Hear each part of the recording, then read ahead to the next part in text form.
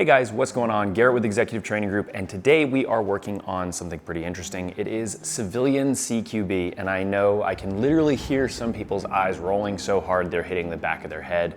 I get it. Why are we making this video, right? Civilian CQB, it doesn't really seem to mesh, and there's none of this out there in the world. And that's actually the reason I've been kind of playing with this idea for probably close to 2 years now, and feel like I'm finally to a point where I've kind of pooled enough people and feel comfortable talking about this, and feel like a lot of what I'm going to share with you guys today is helpful and good information. Okay, so reason number one we made this video was there's a lot of people interested in CQB that are civilians. And you know, being one of them now that I'm out of the military and I don't have to do CQB for a living, thank goodness, you know, I'm still interested in it. I think it's fun, I think it's enjoyable, I think it's cool, the concepts of it are cool, and it's really, really cool that there's people out there that have figured this stuff out and have done this in real situations. So I don't think there's anything wrong with people being interested in it as long as they understand how dangerous it is and how, if you have to do it in real life, how high the stakes are. And that's one of the things that really kind of pushed me to make this video was there's a lot of folks out there that put out content about like CQB and it's got cool slow motion edits and all this stuff, and we've done them before. The issue is there's no real follow-up on like education and you know, kind of filling people in. Some of them are like, well, come take a class, and that's understandable, but that's kind of where we wanted to try and bridge the gap and make it more specifically for civilians, right? You know, if you're in a unit, if you're law enforcement, military, more than likely your unit has SOPs and things and different ways, techniques of doing CQB, and you're kind of good to go. You might have some adjustments, you might pick some stuff up in here that you're like, oh, that's interesting. But that's kind of the purpose, is we wanted to provide that context or that education behind it for the civilian that's looking at it and thinks it's really, really cool. All right, the next point is there's wisdom in understanding things at a higher level than what you might ever need. And what I'll use this as an example is USPSA, shooting competition. My skill set is in that, you know, pursuing that it's made my shooting way, way better. And arguably better than it needs to be, right? It's far above what I need to do in order to do probably most jobs, right? But there's wisdom in, you know, really diving into things and understanding how to do them at a very, very, very high level, and it makes the simple level stuff much easier. Not only that, but it allows you to translate that stuff to people better. So when we look at civilians learning CQB or understanding it or how to do it, and we go, well, they'll never use that. That may be true, and hopefully that's the case, even though places like Ukraine might be a little bit different or an argument for that. But the reality is understanding it at a high level, understanding how to do it with people in multiple buildings and all that stuff, you know, that I think is only valuable to when you have to use it at a very simple level of, oh my gosh, my door was kicked in and I hear screaming inside my house, right? So that's one of the things that I say is, hey, it's totally fine. Hopefully you never have to use this, but understanding something at a much higher level than you ever really need to makes the simple stuff even more simple and allows you to be able to kind of articulate it, really understand it. So guys, the next reason is, you know, yes, train for today, but there's nothing wrong with training for tomorrow. And what I mean by that is we kind of have like these first line skills like concealed carry, medical, you know, some form of staying in good physical shape, maybe a martial art, all these things that are probably the most likely for us to use. And then we have this other thing, which is kind of like what I call our second line skills. And that's gonna be like wearing a belt like I have, running a rifle, you know, communications, teamwork, things like that you're not as probable to use in everyday life. Those are kind of your second line skills. And those are what you're training for tomorrow, whether it's tomorrow or 10 years from now or never, right? Hopefully. But I don't think there's anything wrong with training those things. I'll give you a quick example from the military. As soon as we came back from deployment in Iraq, the threat switched in 2016, 2017 more to we were worried about what was going on in North Korea. And so a lot of the scenarios and things that we were doing, we were training for tomorrow. We were training for the possibility of going against a threat like that. So just something, food for thought, something to think about. So the last reason is context matters. And I mentioned this before, but I don't see this get enough love. I see a lot of people, you know, learning certain skills and devoid of context, and it's just kind of the last thing we think of because it is a very, very complex, nuanced subject. And I am by no means an absolute expert, but I have spent a lot of time thinking about how to deliver this, right? So we're gonna try and provide a little bit of context to your training when it comes to being a civilian and CQB and all of that stuff. And also just keep in mind, discipline is the secret sauce. None of this stuff is complex in its nature, but it just takes discipline. It takes you getting together with your friends and practicing and doing these reps and getting really, really proficient at it to where it becomes subconscious. So guys, there you have it. Those are the reasons why we made a civilian's guide to CQB. I hope you guys enjoyed the video.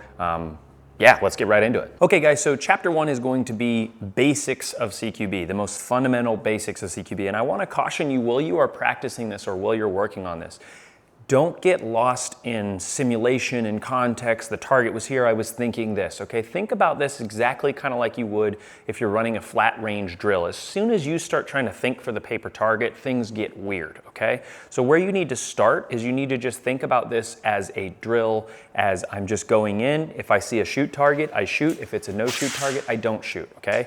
So what we're gonna end up doing is we'll do some drills where we do this and we use white as a no shoot and brown as a shoot, okay? And we're purely measuring based off of just going through the drills, our accuracy, our manipulations, all that stuff. We're devoid of bad guys trying to shoot us or whatever. This is a drill, all right? And that's a big mistake when people train CQB. We get too lost in the what if game and trying to start to play tactics, and we'll address that. But just for chapter 1, think about this exactly like I'm showing you a drill on the flat range. We have some fundamentals that they teach in the military of CQB. None of this is my doctrine at all, okay? So this is all, it's out there, you can get it. I'm not making this stuff up. This is pretty universal across the board when it comes to the Army. So fundamentals of CQB, or kind of things that are really good to just keep running through your head. This is why these are valuable. Okay, the first one is going to be dominate the room. There's really not much to say about that besides, hey, just get in there, get in the room and dominate it, right? It's kind of a mentality slash just like I'm going through that door, right? And there's not much to say about that. It makes sense. The next one is going to be eliminate the threat, okay? So we dominate, we get in there, and then we eliminate whatever threats there are in that room, okay? And once that's done, the next one is gonna be control, okay? And control is one of the hardest things to do in the military as a leader, right? As things get crazy and spazzy, I mean, you can go to an airsoft event and just see how crazy it gets as soon as someone wants to go do this and they want to go do this, and you get someone acting like an individual, and control is very difficult in a simulated place to keep everyone calm and collected. So you can only imagine, like in real situations and bad breath distance from gunfights and dealing with all this stuff, how ridiculously difficult it is to maintain control, all right?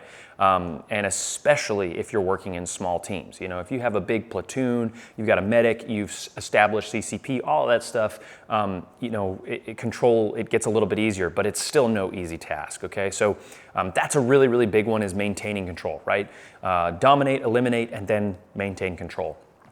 Next, we're gonna go into our searches, right? So military tells us that once we get in, we dominate, we eliminate, and we control, then we need to start searching, right? Well, priority number 1 is gonna be, if we took any threats out, is gonna be searching those threats, right? Making sure that they don't have any more firearms on them, that they're not gonna render us any more harm or anything like that, clack off an S-vest or something along those lines.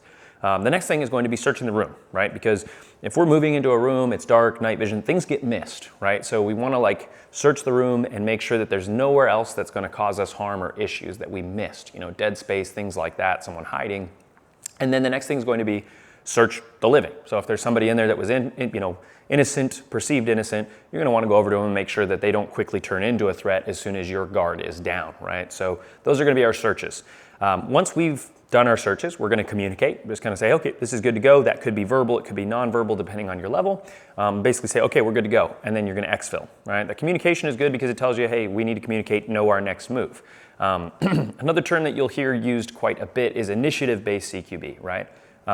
This isn't really one of the fundamentals, but once you get pretty good at certain things, the team starts developing an idea of where we're going. So that communication doesn't always have to be verbal. When we look at basic fundamental CQB, obviously there's 2 types of room. There's center fed like this one, and we'll set up some corner fed rooms as well. There's different methods, but generally all the rules are pretty much the same.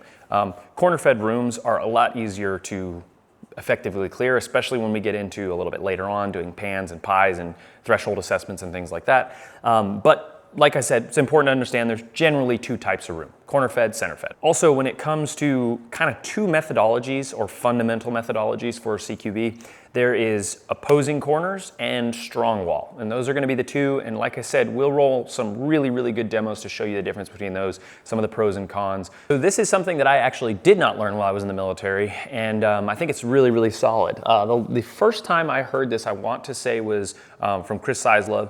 And it's basically the 3 Ps: people, places, and portals. And then once I had heard it from him, I started realizing that there's a trend, I think in Ranger Battalion or maybe just the Army, of this. And maybe I heard it while I was in, but I just didn't catch it.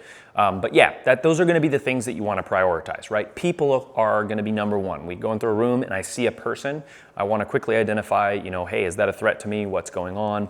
Next is gonna be places, right? Hey, there's another, that room opens up into somewhere else. And then obviously portals. Portals could be like windows, you know, areas, cracks, things that don't make us feel good, and that we could be ambushed or threats to us, okay? So those are kind of the things that we, you know, broad category that we want to be on the watch for, right? People, places, and portals. Okay, so I can't stress this enough about all of this stuff. It's really important to master the basics before you move on to the stuff that is, you know, really cool looking or any of that. Understand the concepts of what are going on. Practice them, be disciplined. I can't say it enough. Discipline is the secret sauce. The reason the military does this well is because, you know, that's their job. They wake up every single day, somebody pays them, drags them to, you know, the shoot house, does, you know, all this stuff. That's what makes the military or makes anybody good at something, is having enough discipline. So if you're kind of wanting to put something together, you know, whether you're going to classes and practicing this stuff or you're getting together with some of your buddies and clearing your house, right? Discipline is really the secret sauce, right? If you go and just do it once in a blue moon, it's not gonna stick quite as well as if you guys are repping it out consistently.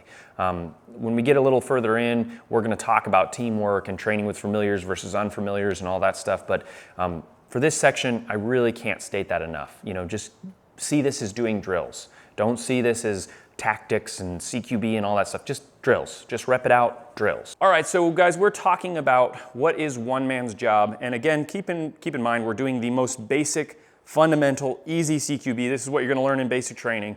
And so we're not having any like complex actions at the door. We're not talking about doorways or any of that stuff.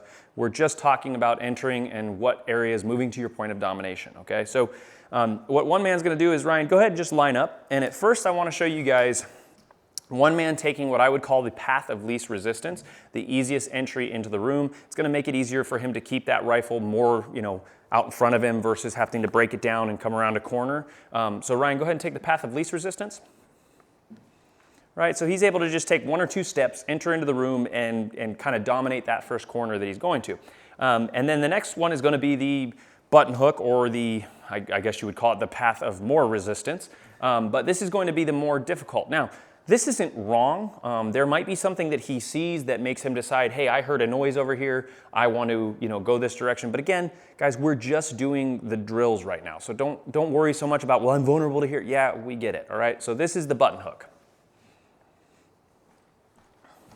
So you can see he obviously has to use a little bit more speed to kind of get himself around that corner and get in there. And usually that's going to be 2 man doing that. Usually that's going to be the second person through the door. So that's kind of one man's job. What we'll do is we'll step inside the shoot house and we'll show you once he's entered what his points of domination are for opposing corners.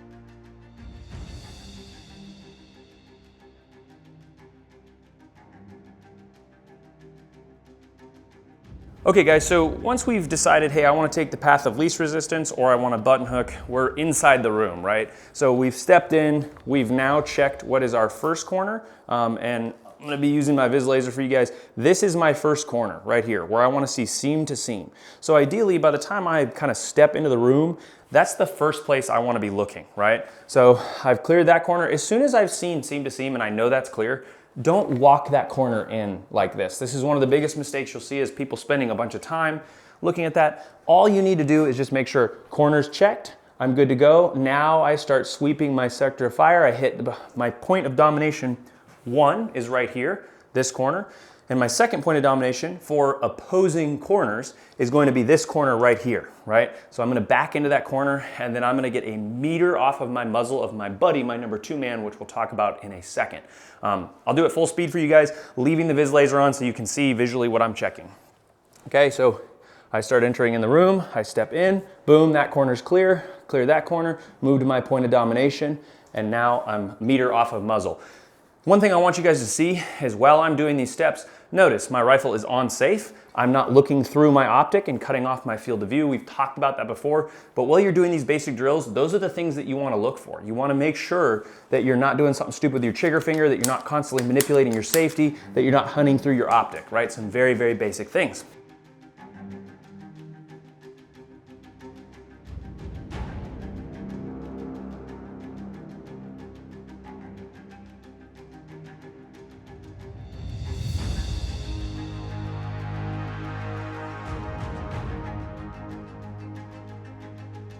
So the next one is going to be, instead of opposing corners, we're going to show you what our point of domination is if we're doing a strong wall, right? So I'm 1 man, we're doing a strong wall. Basically, I enter into the room, nothing changes right here. This is my first point of domination. I'm going to come in, as soon as I've cleared that, I start closing my sectors of fire, get to that next corner, and I'm just going to stop a little way up this wall, right? I'm not going to move all the way to that corner, and basically my number 2 man is going to end up mirroring me on the other side of the room. We'll roll in a bunch of demos of this, but we just kind of want to show you guys what it actually looks like for the 1 man entering. So now what we're going to do is pretend that I'm on the opposite side of the doorway. I've approached it from here, and for whatever reason, I'm going to go to a nice tight button hook, okay? So what we're basically going to work is our points of domination for opposing corners, but with 1 man doing a button hook, all right? And this is how this is going to look. Basically, I'm here. I decide that I'm going to break the rifle down, right? Because I'm not worried about this. This is not my first sector of where I want to dominate, right? So basically, all I'm worried about is getting my muzzle into this corner that's directly behind me. So I'm going to break the rifle down. I prefer to break it over my shoulder like this and take a big step into basically the middle of the doorway. I'm going to round that corner, drive the rifle right into that corner to snap it up and get it there as soon as I possibly can.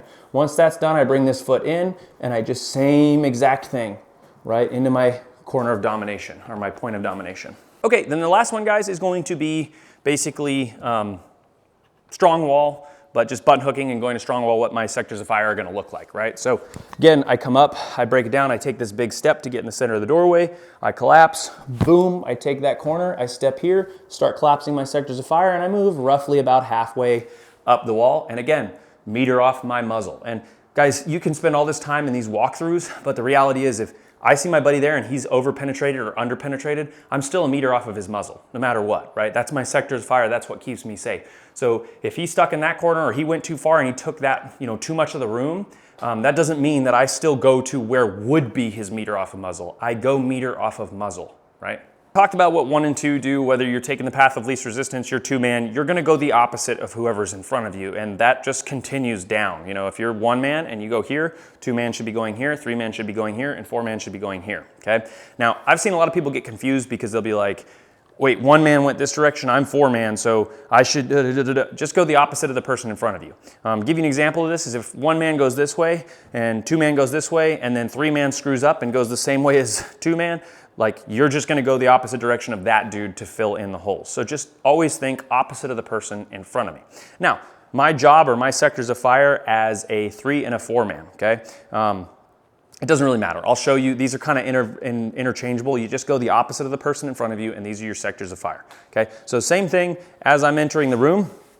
Let's say my 2 man went this direction, right? He took this path and I'm stepping in, I'm now going the opposite of him, right? So what I'm gonna do is I'm actually gonna step into the room and I'm gonna deal with the 12 o'clock first, okay? So I'm gonna look at the 12 o'clock of the room right in front of me, and then I'm going to, as I step in, I'm gonna collapse my sector of fire towards what would be my 1 man, and I'm gonna stay a meter off of his muzzle, right? So I'm gonna come to here, I collapse my sector. Once I get meter off of his muzzle, then I'm going to recollapse my sector to a meter off of what would be the two-man's muzzle. But you're basically just going 12 o'clock, meter off of his muzzle, and meter off of his muzzle. That's as simple as it gets, right? Whether you're 2 or whether you're 3 or 4, you're doing the same thing. So if I step in opposite direction, doesn't really matter. The guy before me went this direction, I'm going this direction.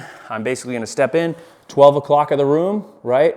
Now as I step in, I'm gonna collapse, meter off a muzzle over this guy, come in here and meter off a muzzle of that guy, right? Pretty simple, making sure that I'm not up here hunting through my optic, that I'm right here, I'm looking for hands and things that can hurt us.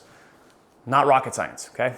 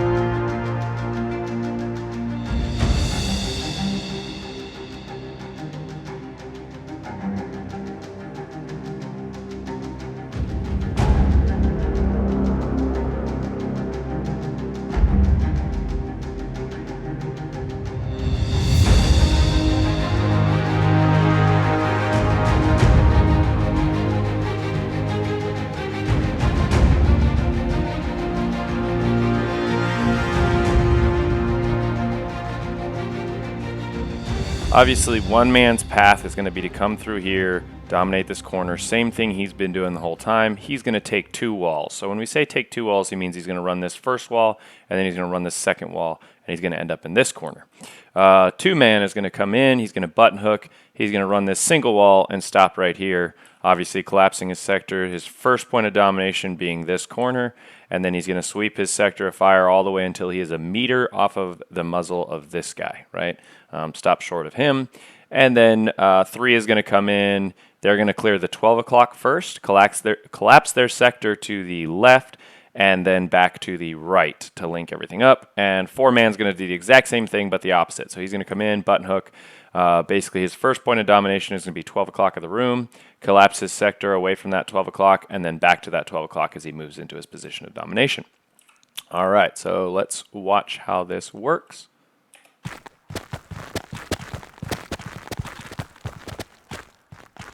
Now, obviously, this is a video game. This is just meant to show you guys the concepts, kind of like a sand table or something along those lines. Okay, so let's talk about the next type of room. We covered center fed pretty well, but nothing super different with corner fed rooms. But there's a couple things that we want to take note of. Now, when we look at what's called opposing corners, notice that it's called opposing corners. Now, there's some rules with a corner fed room versus a center fed room that we want to pay attention to. So, obviously, in our center fed room, one man is able to come in, dominate this one corner, so he runs one wall, he hits that corner, and then he dominates corner number 2, and he ends up running 2 walls, okay? And lots of times we use that when we're teaching opposing corners in a center-fed room. We say, hey, 1 man, you run 2 walls, and 2 man, you're just going to run 1 wall, okay? Now, if we apply that same logic to a corner-fed room, and we say, hey, you're going to run 1 wall, and you're going to run 2 walls, we tell 1 man, hey, you got to run 2 walls. Well, when he enters the room, especially from this side, what he's going to do is he's going to run this wall, hit his first corner, and he's going to run his second wall and hit this corner. And then if we think about conversely, 2 man would run his wall right here, hit his 1 corner, but there's a big problem that kind of happens when we do that. So let's put them in position real quick. Let's just have 1 man run his 1 wall, dominate his corner, and come here, and you'll see quickly what the issue becomes. 2 man comes here and runs his corner and his wall. Let's just let them do that. Obviously, we're not worried about where their muzzles are pointing yet. I just want to get them in position. So this is the problem right here. We have basically 2 dudes just pointing guns at each other, not to mention if we have, and we bring in our, 3 and 4, nobody has any sectors of fire. He can shoot between these 2 dudes' muzzles. He can shoot between these 2 dudes' muzzles, but these guys essentially might as well just turn and hope for the best, because they can't shoot anything. With maybe the exception of this guy could turn and shoot here, but he's already walked that, so there's not going to be a threat there. So this is really the issue with if we stick with the whole how many walls are we supposed to run. So what we really want to do is it actually makes these rooms a lot easier to clear, is we want to end up with opposing corners, right? And this would be opposing corners, right? So this could be 1 man and this could be 2 man. Now we have those sectors of fire where he's good from here all the way to here, right? He's good from all the way here over to here. And these guys are really opened up to basically, he would end up being a meter off of his muzzle right here. But the sectors of fire are much cleaner and easier to manage in here. So this is kind of what we're looking for when we talk about actually doing a corner fed room. And so what's interesting about this too, guys, is if you think about it, the two methods kind of come together in a corner fed room because this is 1 and 2 are doing the exact same thing, and 3 and 4 are kind of doing the same thing. So it's much more similar to a strong wall because everyone's doing the same thing, but we also have opposing corners. So this is kind of where the two doctrines come together. There's really not a difference between the two. Here's what's going to be 1 man's path that he's going to run. Alpha, go. Boom, dominate his corners, collapse his sectors, and get a meter off of his muzzle, right? Now we have Bravo, which is going to be the number 2 man. Go. He's going to, boom, dominate that corner and collapse his sectors of fire to a meter off of that muzzle. Then we have Charlie, which is going to be our 3 man. He's going to, boom, 12 o'clock in the room, collapse his sector, and he's basically got this. And then finally, Delta, go. Delta, boom, 12 o'clock in the room, collapse to his buddy, collapse there. All right, so welcome to Chapter 2, and Chapter 2 is the variables of CQB, and my goodness, are there a lot of them, all right? So this is where we kind of want to help you guys develop a mindset that we think is going to be very helpful for you to stay flexible given different contexts. So whether it's military, or it's law enforcement, or it's civilian, whatever it is, we want to help give you a system to break things down that allows you to really get value out of your training and not have to play this game of like, oh, I suck, or I'm good, or is that the situation, or did I react a certain way, all right? So this is kind of a philosophical slash theory-based section of our video. If you've been following Executive for any period of time, you've probably heard me say this before, and I refer to it as SEO equals context. And I don't mean search engine optimization, I mean situation, environment, and objective, okay? I don't know of anyone else that has come up with this, so if you've heard this before from somebody else, you know, I'm not trying to steal anything from anybody, but to my knowledge, this isn't a doctrinal thing. This is something that I've spent a lot of time thinking about. And where this comes from is this difficulty for you know, a lot of people who do a certain job, and then they're teaching classes and they get mixed up in kind of like a weird realm of like context, but it doesn't quite fit the people that they're teaching. And I think this is one of the biggest things that it makes it challenging for someone who has performed at a really high level in Ranger Battalion, or you know, Green Berets or Navy SEALs or whatever it is. They had this job that they were doing in a context and they were very, very good at it. But now they're going to, you know, Jim Bob, who's a mechanic and just wants to learn this stuff, and it's like, well, do I teach what is SOP, or what is specific to what I did versus what can they actually use, and it just gets really messy. And so this is kind of how I started thinking about what would be a good way to bridge that gap. So when we talk about SEO equals context, all right, context absolutely matters, and how we formulate a general context is first, what's our situation? And the way that I define situation is like, okay, you know, on deployment, I was an infantryman. You know, here in the United States, I'm a civilian, right? I don't walk around with a battle belt on. I generally am concealed carrying, right? So that's kind of my situation. My environment, you know, my environment was, okay, I was in Iraq, right? And you know, that's a different environment. I was there as a infantryman, right? So that's kind of my situation and my environment to start to come together. And here I'm a civilian who, you know, concealed carry, so I'm in the United States, I'm in my home, and those factors are really important. They can get very, very micro or very, very macro, and they're all important to consider, right? And then the last one is going to be our objective. Hey, like, what are we trying to do? What are we trying to accomplish? What are we faced with, and what is the desired outcome, right? So my objective as an infantryman could be, hey, we need to secure this base and make sure that you know, we don't get raided, we don't have a V-bed run up on the ECP. Or my objective could be, hey, I just want to get home safe to my family. It could be eliminate an active shooter. It could be get as many people out and keep them safe from an active shooter. Objectives change. But you take that situation, that environment, and that objective, it gives you a context.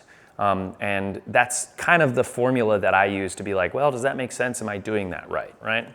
And it's kind of endless, right? So as a civilian, I'll probably be working alone.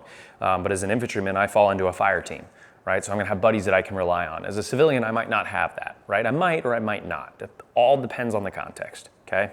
Now, this is another thing that I haven't really heard people talk about. When we talk about doing CQB and we just got done working the fundamentals as like a drill, in my opinion, CQB is not a tactic. It is a skill and a technique, right? It is the skill of limiting exposure, right footwork, moving in, identifying, you know, threat or non-threat. It itself is not a tactic, okay?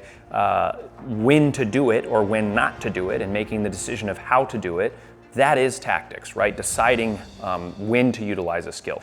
So one thing that I like to say, guys, is context, that kind of selects for us what skills and techniques we're most likely to be using, right? If we know we're going to a place, we can kind of plan out, you know, hey, we're gonna have to do this battle drill, or if this, then that. There's a saying in the military that says, like, we don't dictate tactics, the enemy does. They dictate what we do because we wanna make the best decision based off their decisions.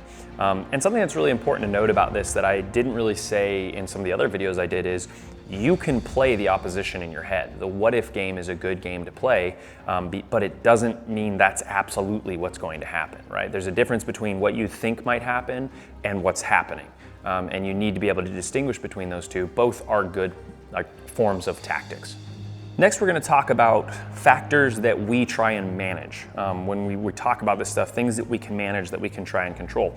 There's a lot of things when we get into actually having adversaries that we can't control, right? Their reactions, what they do, things like that. But there are certain things that we absolutely can control. And one of the biggest ones is what's normally called speed.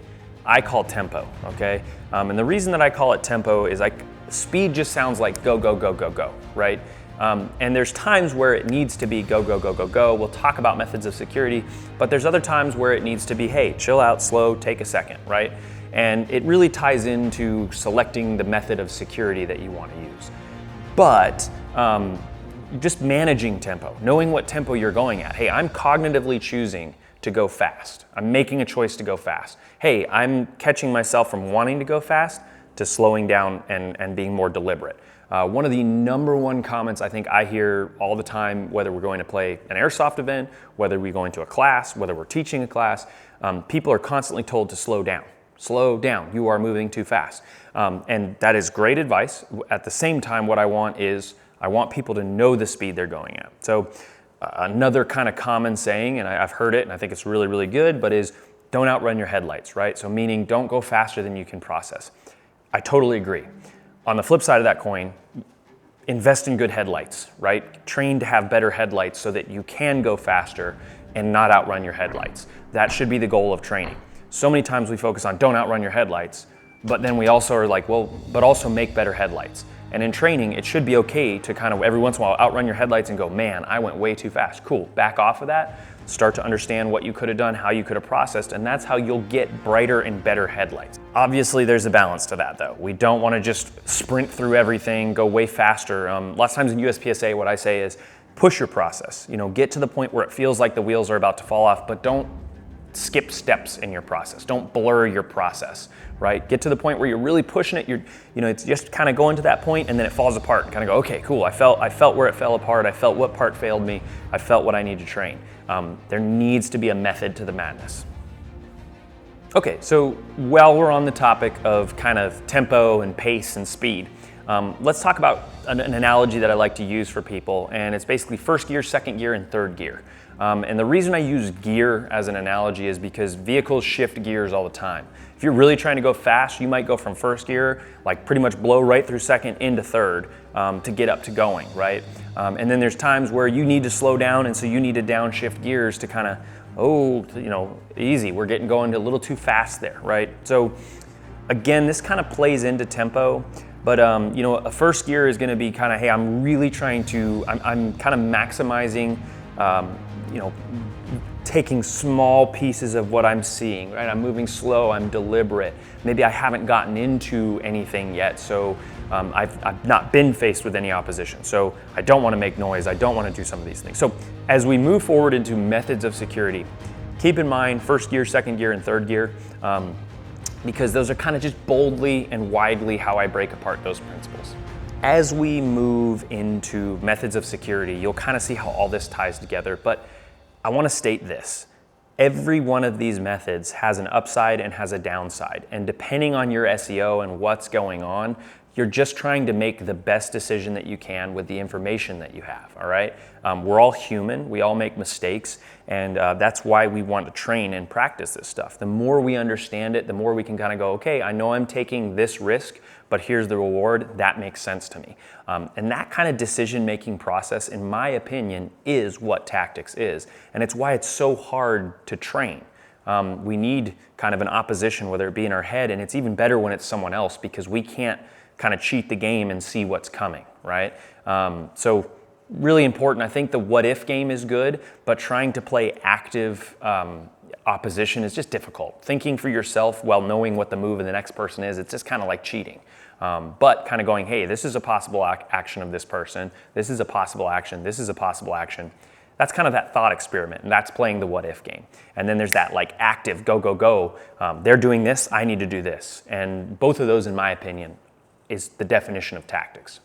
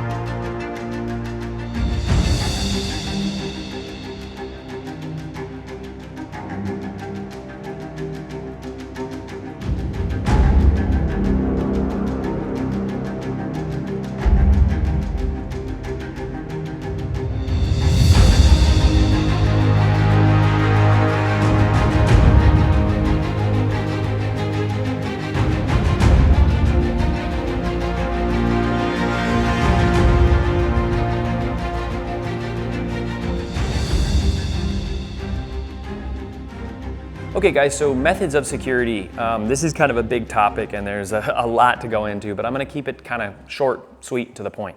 The first, method of security. Now, when I say method of security, I mean these are things that can help keep you safe and set you up for success, right?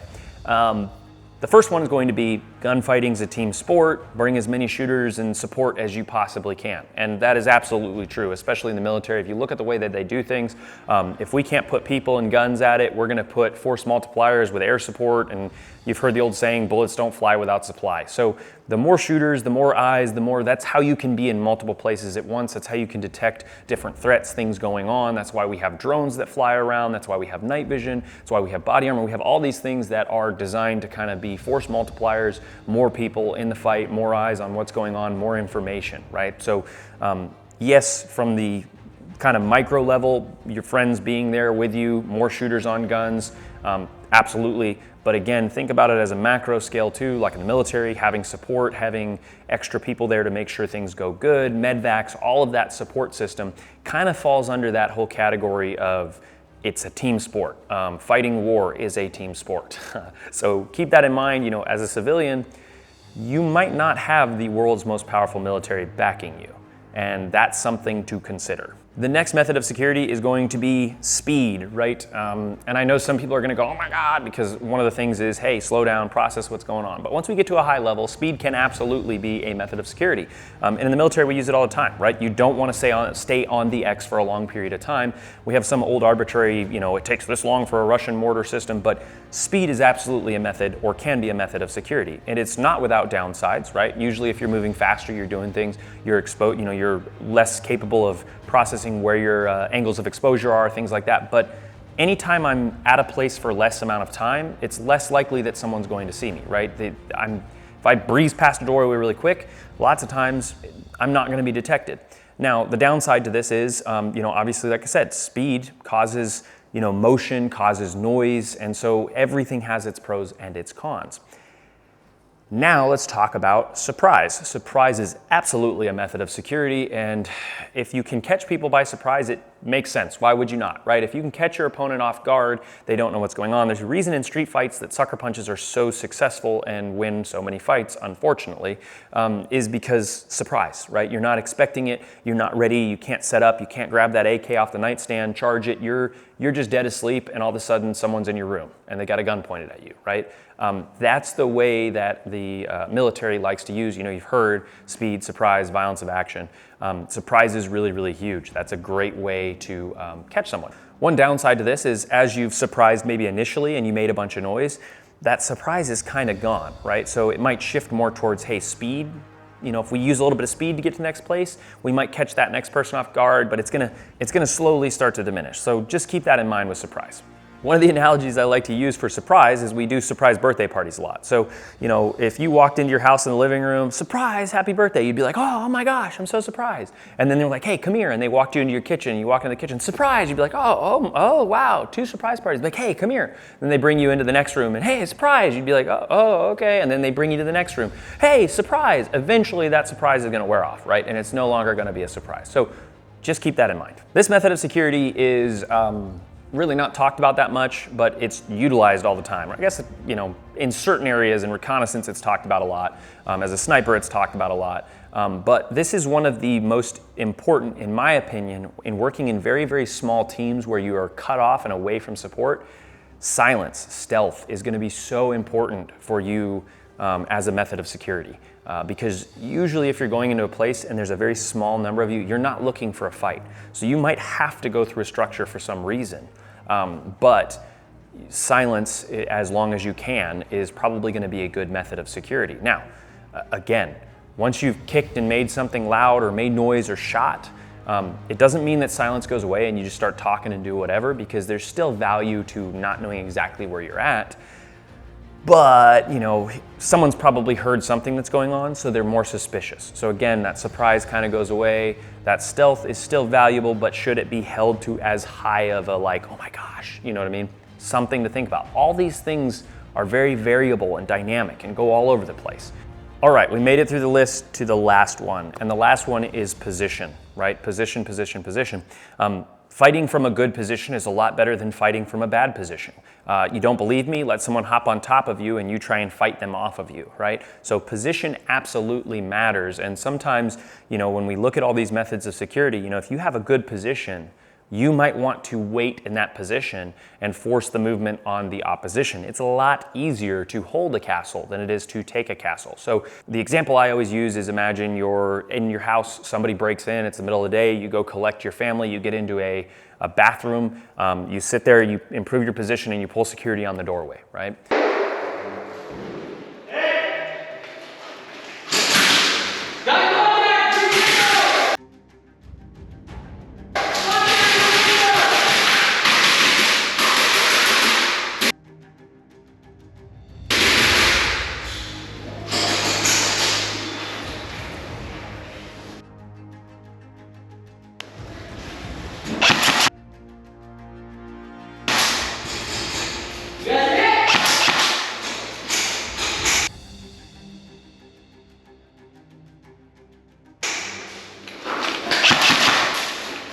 Christian, hold up here. Hey, got 3-1, back now.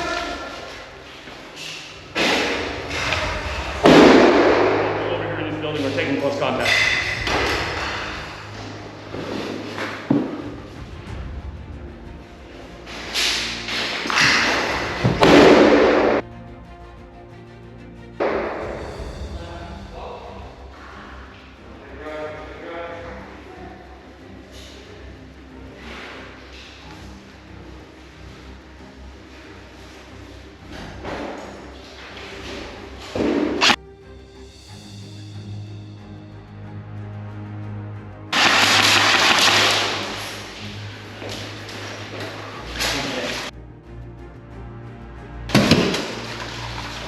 Got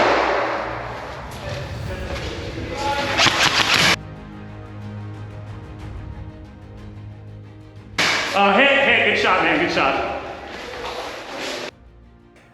That's a much more realistic, successful method of making call-outs, getting 911 on the phone, and avoiding shooting somebody than thinking that you're John Wick and you're gonna go through your house and clear your house, right? So position can absolutely be a method of security. Okay, so if you've done CQB for any portion of time, you've been training with people, you probably realized, there's times where you train with people that you've never trained with, there's times where you train by yourself, and then maybe if you've been doing it for a long time, you found like a group of folks that you kind of are like-minded and you want to train for tomorrow in case of a disaster. So this is gonna fall under 3 different categories. The first one we're gonna talk about is the least ideal for CQB, and that is solo. You have the highest probability of failing when you're by yourself. So solo is the least desirable way to have to do CQB. However, that does not mean that we don't want to train it or practice it, right? Because for civilians, unfortunately, it's the most likely that you're going to have to use. Next is going to be, again, a little bit better, but not much better, is team unfamiliar. So working with another person that you're unfamiliar with, and you don't know each other's tempo, you don't know what's going on, you've never really formally trained together, you've never practiced or developed SOPs, you just both kind of get the concepts of CQB. And so what you'll run into there is somebody might have a different method of signaling, they might be used to checking up, whereas somebody else might, do this, or they might want to squeeze your shoulder, or just, there's going to be a bunch of little communication errors. And that's something to keep in mind, is that it's not always necessarily a universal language. There's little things that might be different. So keep that in mind.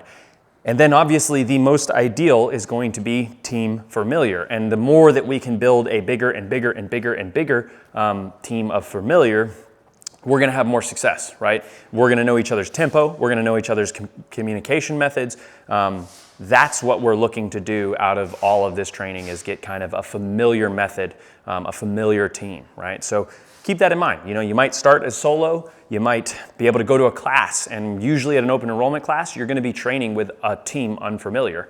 And then eventually you'd like to get to the point where you have a familiar team or team familiar to train with. Tempo being a good thing, we talked about tempo and how important it is, but what I want to do is I want to show you, if you're training with somebody and they're kind of at a different tempo or they don't know where your movement is, what can be a really, really big issue. So Ryan, for this, we kind of already know each other's tempo, but I want you to move basically way too slow. So I'm gonna be on a different tempo, you're gonna be moving like as slow as you possibly can. Does that make sense? So we stack up on the door, and I'm basically going to move just at whatever pace that I feel is necessary. And Ryan, you're not gonna match my tempo. You're gonna go very, very, very slow.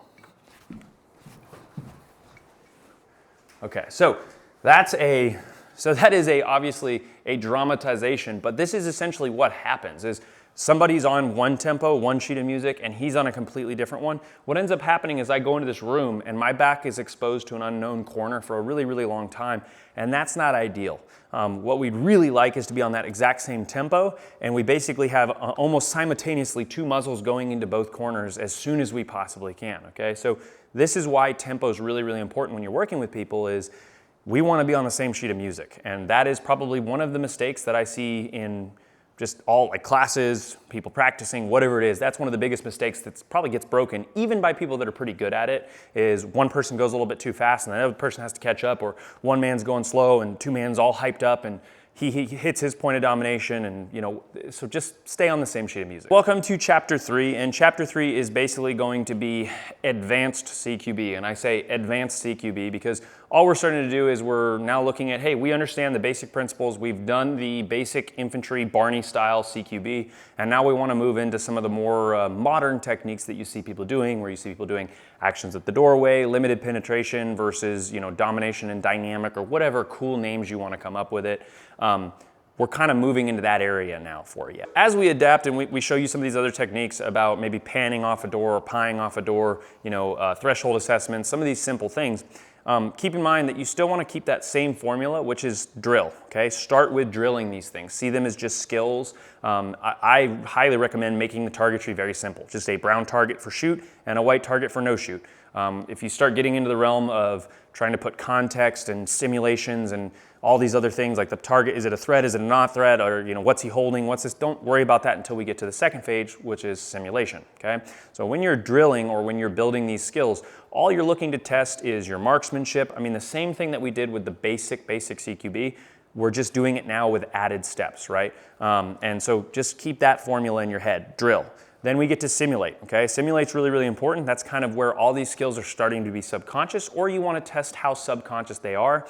Now, there's different ways you can do this. I will be honest. I don't really like mixing, whether it's like the chameleon targets, or I don't really like mixing paper targets with actual role players. I would rather just go full-on role players and have somebody that I'm communicating with, making call-outs to, doing whatever I need to do. And the goal there is to try and bring it as close to realism as you possibly can.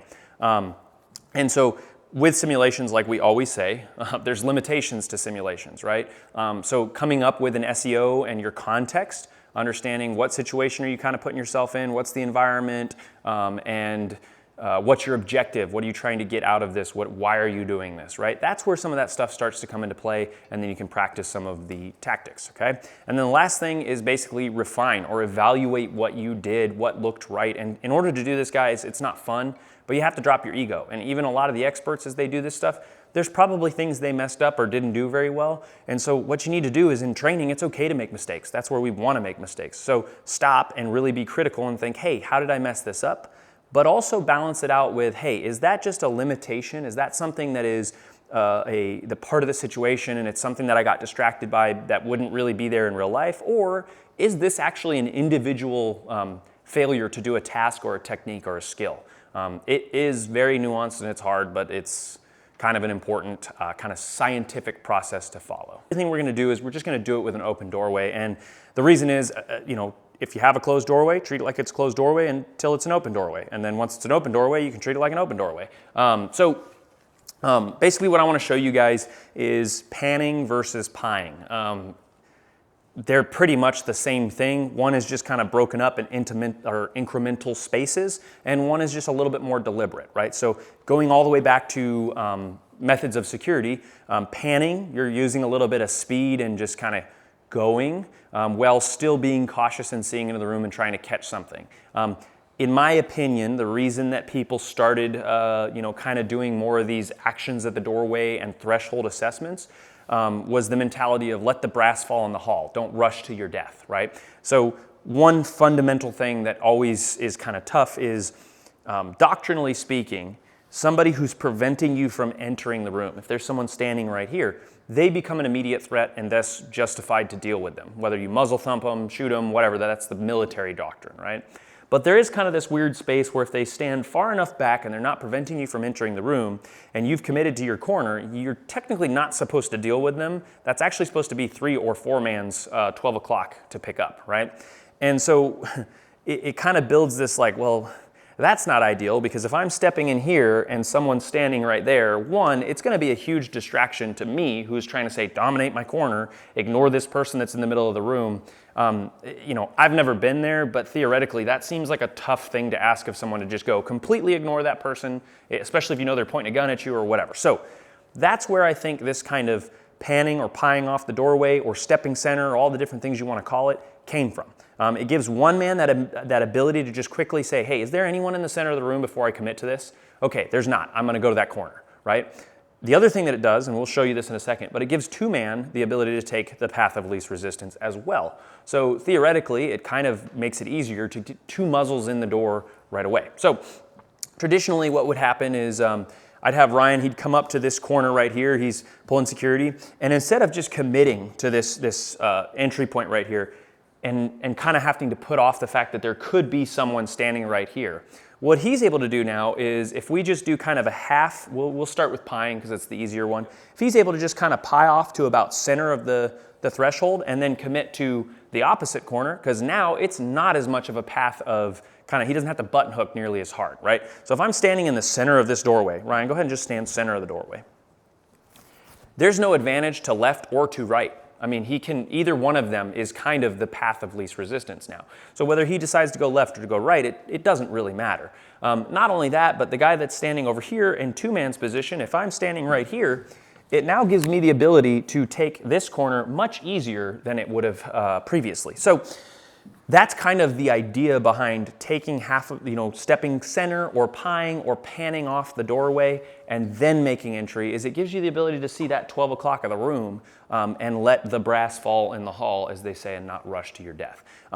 That's not something that kind of occurred to me as we were doing a shoot house, and I've been doing these shoot houses, is realizing, man, that's a big distraction. If you just have to go to that corner and you catch someone out of your peripheral vision at the 12 o'clock of the room, and you have to let that be and deal with your corner and trust that the third man in the room is going to deal with that 12 o'clock, that kind of sucks in my opinion. So the first method we're going to show, Ryan, let's just go through let's go through a pie to center. So the first angle that Ryan's going to check if he's being a little bit more deliberate, he's going to hug this wall and try and see as much as he can of this back corner, right? See if someone's hanging out there. If he can't see, he can't see. Once he does that, he's kind of got a good feeling about that, then he's just going to start slowly working around this corner and pieing off what's in the room. Now he's kind of center. Once he's center, then he can choose to go the path of least resistance for him. Usually, if I'm one man, what I want to do is I want to look at my two man and what direction's easy for him to go, and I'm going to kind of make his life easier by going into this corner so that he can go into this corner. So go ahead and make entry. Boom, good. Good to go. So in that one, if there was a two man on this side, he still would have had to button hook, but essentially kind of what you're doing is you're just trying to see the center of the room and then make that same commitment in that same entry. It's just beneficial. Now, the difference between a pan and a pie, we're not going to spend a bunch of time on this because it doesn't really matter that much. Basically, a pie is going to be a deliberate taking a little slice, and we're trying to basically, as I take a step with this foot, I'm not trying to extend and then fill. I'm basically just trying to step all at the same time. Catch up, step, catch up, step, right? That is going to be, by definition, slicing off the pie. A pan is going to be much more deliberate. Basically the same thing, just much more deliberate, and we're less concerned about exposure, right? We're just kind of walking it out, seeing what's in front of us and going from there, okay? Guys, really don't spend a bunch of time trying to worry about panning versus pieing and what's better. It's just pieing comes down to I'm trying to really kind of slow things down and see what's going on, take little slices of a picture. The panning is more just like, let's maintain momentum, let's get into the room, but I'm kind of doing like a preliminary check of the room and then I'm entering, right? So important to know the difference between the two. Footwork, and we mentioned this a little bit with the basic CQB stuff, but there's something that really, really helps, and the first person I learned this from was from Eric Butler. He has done some CQB classes with us, and this was something that really stood out to me about something he teaches that I think is super, super important. Footwork overall in CQB is not like complex, blow your mind, but it is funny how hard people kind of mess up. I think it's easy to poke fun at it and be like, what footwork is there in CQB? Until you see a bunch of people that have never done CQB and they look like crazy and they're doing weird things with their feet. Yeah, exactly. So basically how this works is, as Eric describes it, it's 3 steps to get into the room.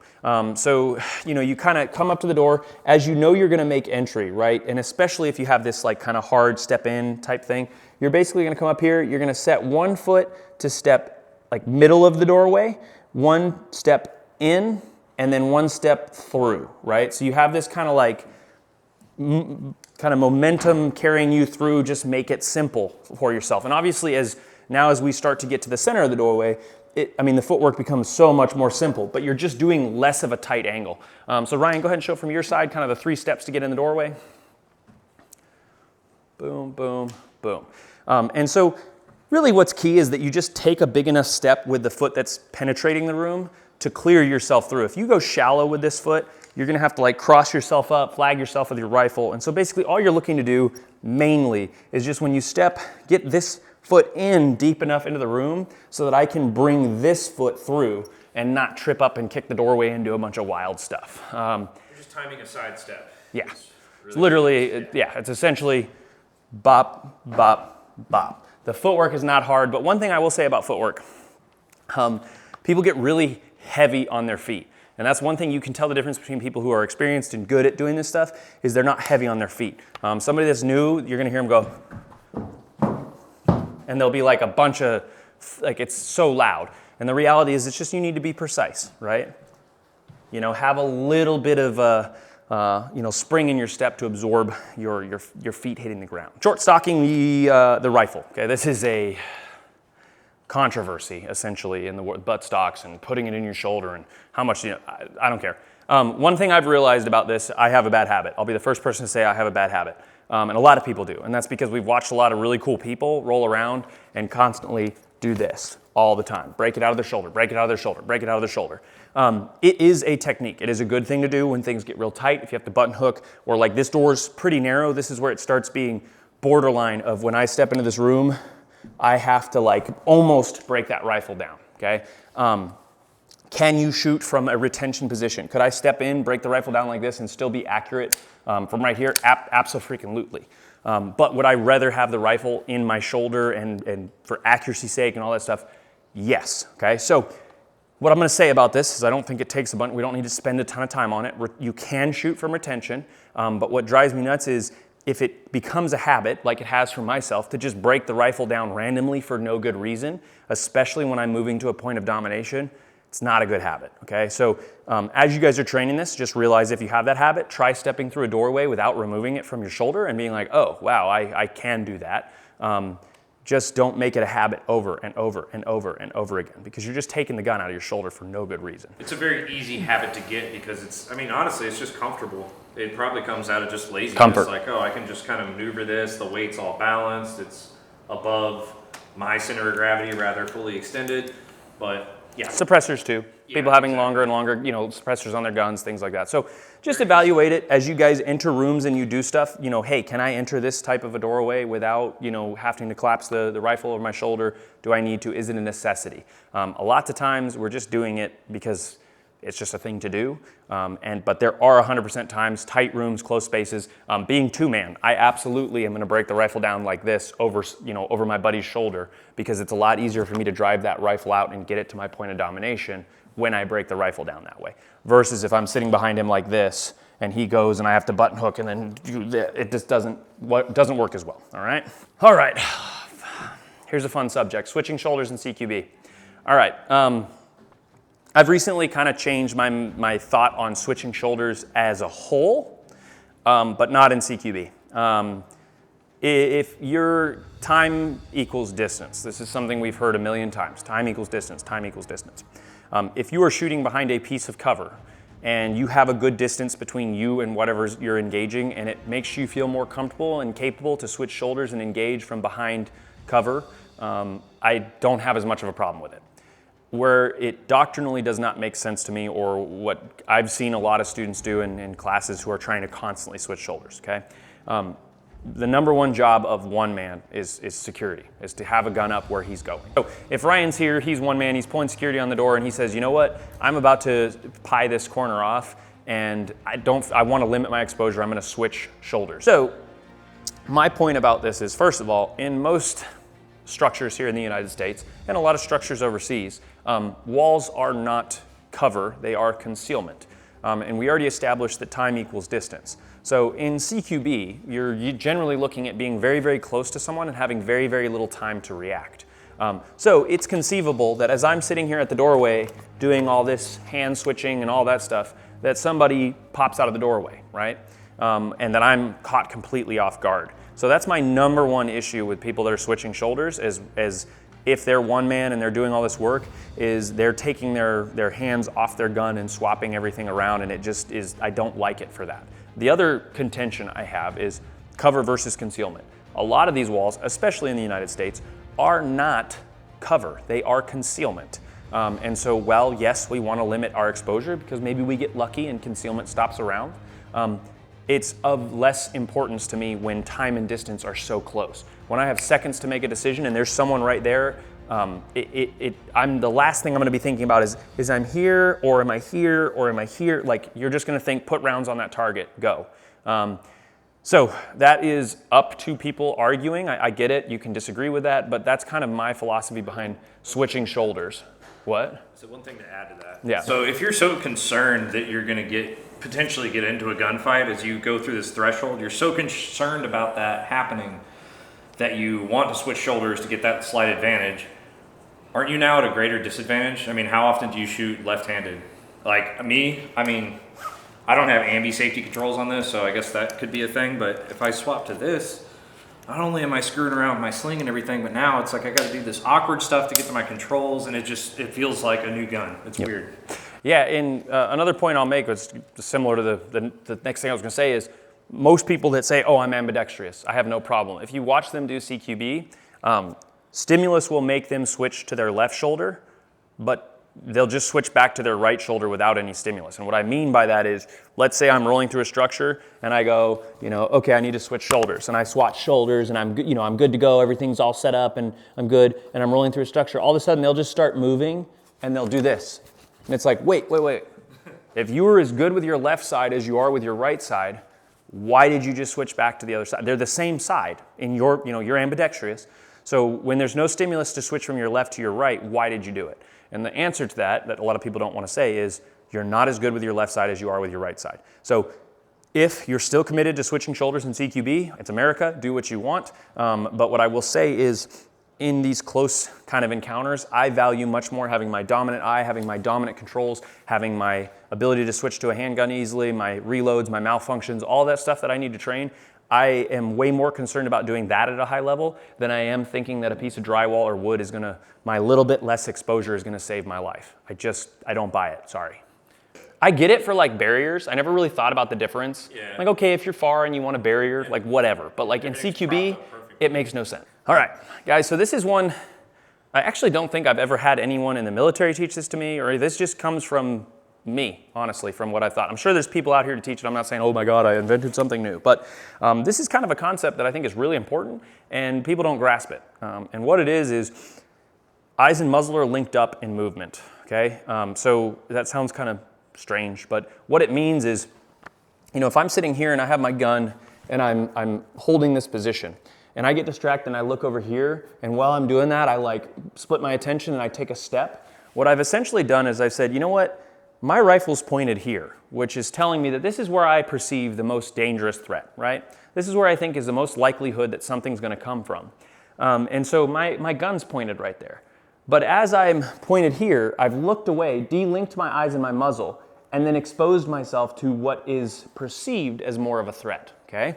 So now, this doesn't mean what a lot of people will take this to mean is eyes and muzzle never, ever delink. I don't think that's the case. Sorry, good luck. What that means is I want to be very cautious of taking steps when I'm not looking where my muzzle is pointed, right?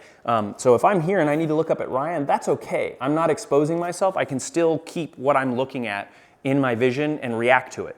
But if now I start kind of looking at Ryan, I increase the probability that I take a step and there's stimulus there and I've exposed myself to it and I'm just behind the curve, okay? So think about it like this.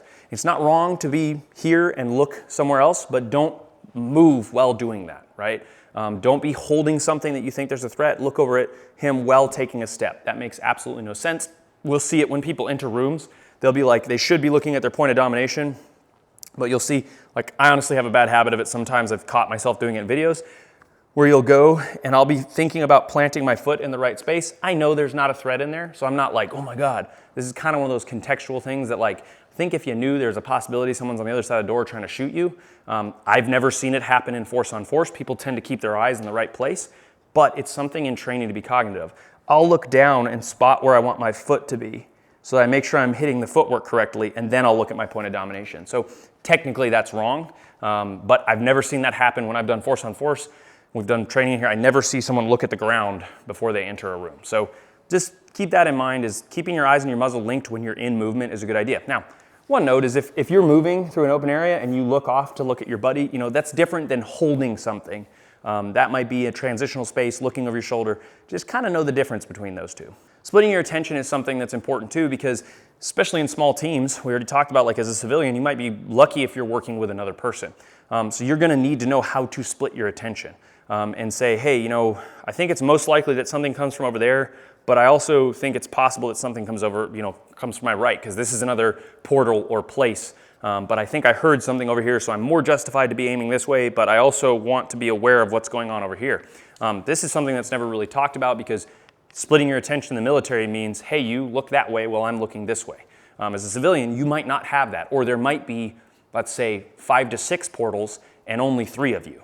So you can't be everywhere at once. You're gonna need to learn how to split your attention based on you know, hey, I think this is the most dangerous area, but I don't want to just abandon this, right? And so the way I tell people to do this is just think about it in percentages. What do you think the chances are that someone comes from there? Probably 80%, right? 80% chance that someone comes from there. What do you think the chances are that someone comes from over there? Okay, yeah, 20%, right? So I'm gonna spend 80% of my time over here. My gun is gonna stay oriented there, but every once in a while I'm gonna check over there and just make sure nothing, you know, I'm not hearing anything from over there. You have all these senses that will cue you in on like, hey, did I hear movement over here? That will shift that probability for you. So, you know, in the military, we have the luxury of kind of just, hey, this is my angle, this is all I hold. But this is one of those contextual things that, unfortunately, you might be working by yourself and have 5 different portals that you need to prioritize and know what's going on, and you're gonna look like, kind of like a spaz, but the reality is you're trying to split up what you think the probability of those things going wrong is. Actions at the doorway, getting a doorway open, right? We have a closed doorway, we wanna make it a open doorway so that we can act upon that room, all right? I'm going to give you guys some very, very simple things that I pay attention to help me navigate the average door that a civilian is gonna be dealing with, right? Now, as far as breaching tools go, the only thing that I really have is just a sledgehammer. You can get some, like, they make some pretty cool tools out there for like prying and things of that nature. But a little sledgehammer like this is a very effective tool for smashing things open. That, and you can also get like a breaching shotgun. So there are other options out there for civilians as far as breaching tools go. For the purpose of this video, we're gonna work with just a unlocked, closed, like interior door. Now, first and foremost, when we talk about this has been said all over the internet, but I can't do this portion without talking about it. Door hinges, right? Understanding which way a door is going to open. It's not rocket science. If you can see hinges like this one, if I can see hinges, it's gonna come towards me. If I can't see hinges, it's gonna open up inward, okay? There's all sorts of different doors out there. Don't lose that much time thinking about which way does this door open. It's pretty common sense, honestly. Okay, so the next principle is going to be attack the crack. This is again another Eric Butler saying, I believe, and I really like this. It's just like, where can I see the first light into the room when that door gets open? Okay, so let's start with this guy right here. This is obviously a small door, but it works for what we're trying to show you. So if we pop the door open like this, we notice there's a crack, and I can immediately see in there. If I'm on this side of the doorway, I can't see anything. So what I want to do is, if I'm the one man, I want to be positioned over here so that I can actually see into that crack as that doorway opens, okay? So that would be how I want to attack a door that's swinging towards me. One other note about a door that swings towards you, if you're the person opening that door, right? You're going to want to make sure that you don't get so close and crowd the door that you open the door into yourself and limit your mobility, right? You want to be able to set your stance, your distance, so you can open the door, clear it all the way, and then get your gun out and go, okay? So just don't pull the door into yourself and then make it to where you can't get around it, okay? Just go try this. You'll quickly figure out what I'm talking about. Looks a little weird here, but you'll figure it out. On a doorway like this one, which obviously doorknob's over here, so it's opening inward this way, my first light or the crack is gonna be right here. So as one man, I wanna be lined up on that crack, willing to or able to take that first little peek into the room as soon as that door is open.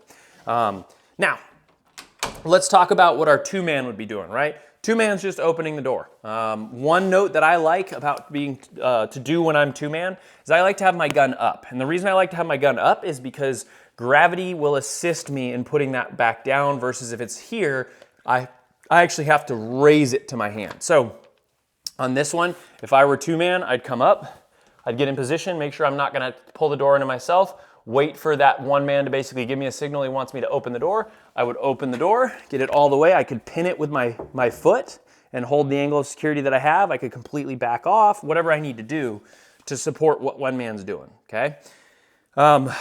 This doorway right here, I'm gonna put my back to the camera. It might be a little bit awkward, but same thing. I'm just gonna come up to the doorway, put my rifle right here, reach around for the knob, turn the knob, and when one man tells me, push, and then I could stay checked up or I could pull security if this was not a corner-fed room, okay?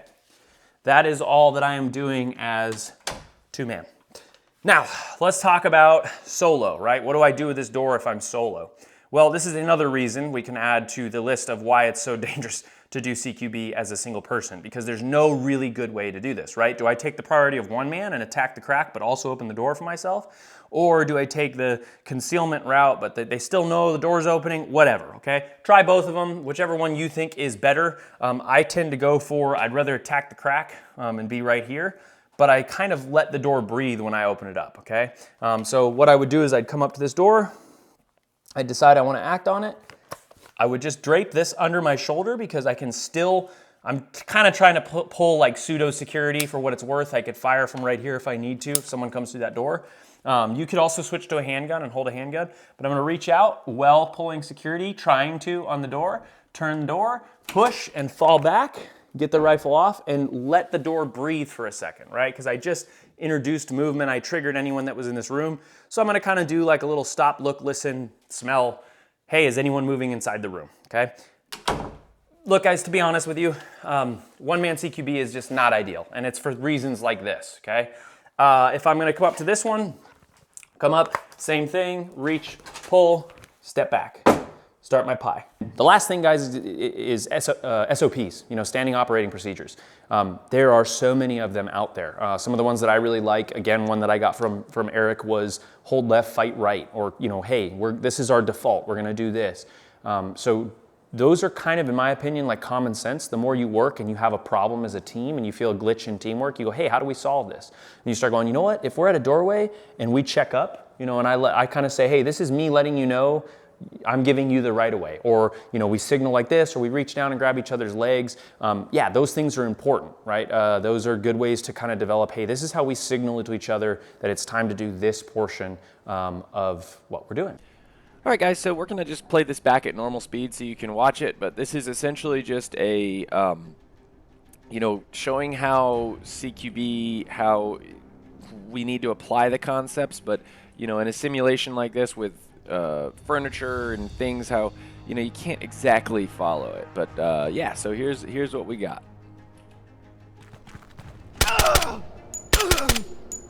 They're here!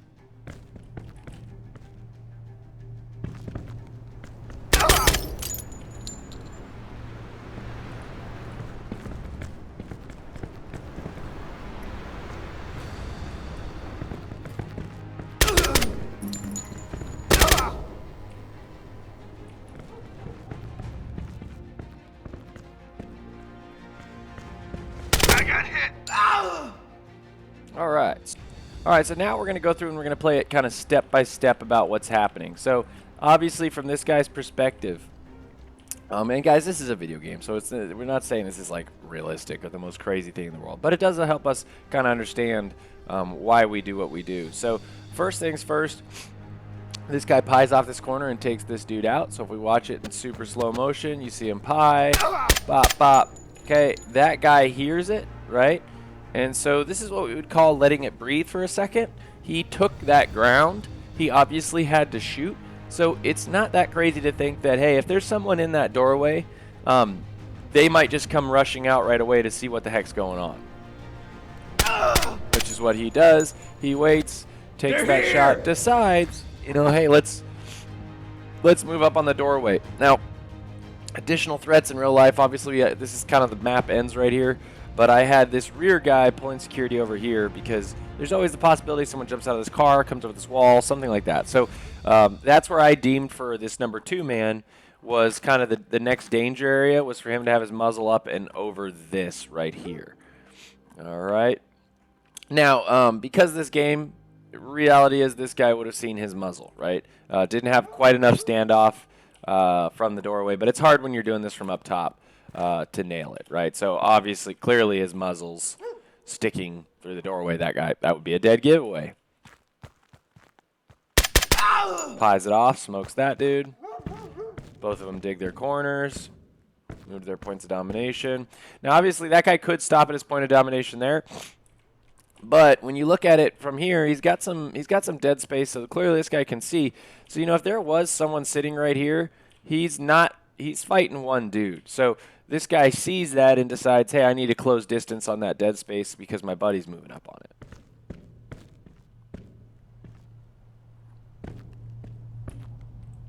We also got kind of a window here, but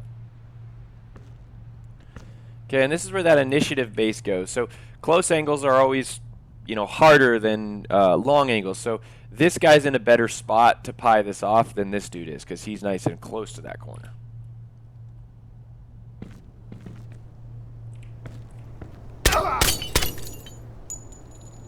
Good, he pies it off, checks the doorway, rear security, right? And try and check what little corners there are.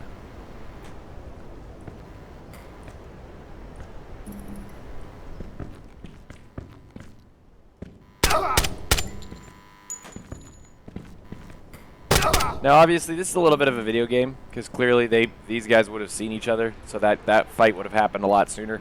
But that's just part of this being a video game, right? The visual barrier was there.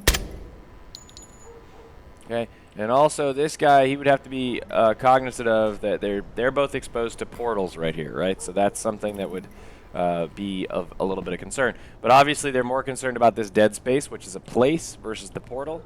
When you only have 2 people, you got to prioritize things like that. So he's kind of holding security on this corner while this guy checks outside. Cool, good to go. Now this guy's like, all right, let me start pieing this off. He has the better angle on it. And boom, boom, boom. Right, still a meter off of his buddy's muzzle. Well, I hope that you enjoyed our kind of civilians guide to CQB. Again, none of this stuff, a lot of it is theoretical. It's based on, yes, doctrine, other people's experiences, and we've run this through a lot of our friends that have been in situations, like real situations. And, I just felt compelled. I feel like this information's out there. I feel like people are going to practice it, but it hasn't really been brought together, or it hasn't been kind of put in a digestible format. One of the videos that really made waves was when Project Gecko did his first guide to CQB, and that video did really, really well, but it was devoid of context for civilians, and that's not a bad thing. That's not what he was targeting it at, but I know a lot of people who were civilians that picked that up and were like, oh, this is awesome.